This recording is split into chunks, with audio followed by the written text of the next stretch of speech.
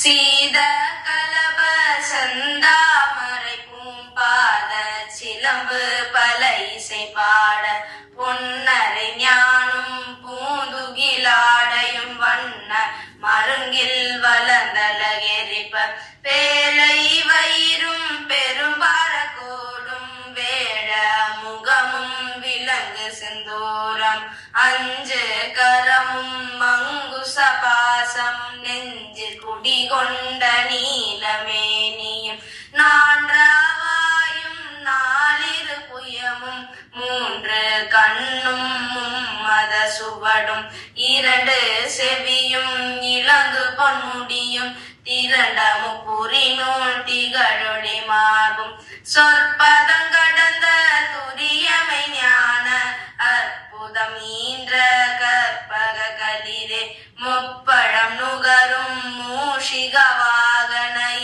பொழுதென்னை ஆட்கொள்ள வேண்டி தாயா எனக்கு தானெழுந்தருளி மாயா பிறவி மயக்கமறுத்து திருந்திய முதலைந்தெழுத்தும் தெளிவாய் பொருந்தவே வந்தன் முழந்தனில் புகுந்து குருவடிவாகி குவலயன் தன்னில் திருவடி வைத்து திறமிது பொருள் என வாடா வகைதான் மகிழ்ந்தென கருளி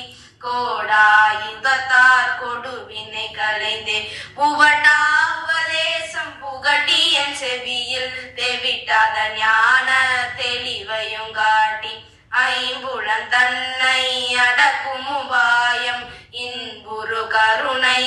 நிதன கருளி கருவிகள் ஒடுங்கும் கருத்தினை அருவித்து இருவினை தன்னை அருத்திருள் கடிந்து தலமொரு நான்கும் தந்தன கருளி மலமொரு மூன்றின் மயக்கமறுத்து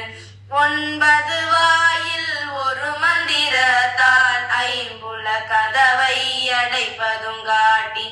ஆரா தாரத்து அங்குச நிலையும் பேரா நிறுத்தி பேச்சுரையறுத்தே இடை பிங்களையின் எழுத்தறிவித்து கடையில் சுழி முனை கவளமும் காட்டி மூன்று மண்டலத்தின் முட்டிய தூணில் நான்றெழு பாம்பின் நாவில் உணர்த்தி குண்டலி அதனில் கூடிய சபை விண்டெழு மந்திரம் வெளிப்பட உரைத்து மூலாதாரத்து மூண்டெழு கணலை காலால் எழுப்பும் கருத்தறிவித்து அமுத நிலையும்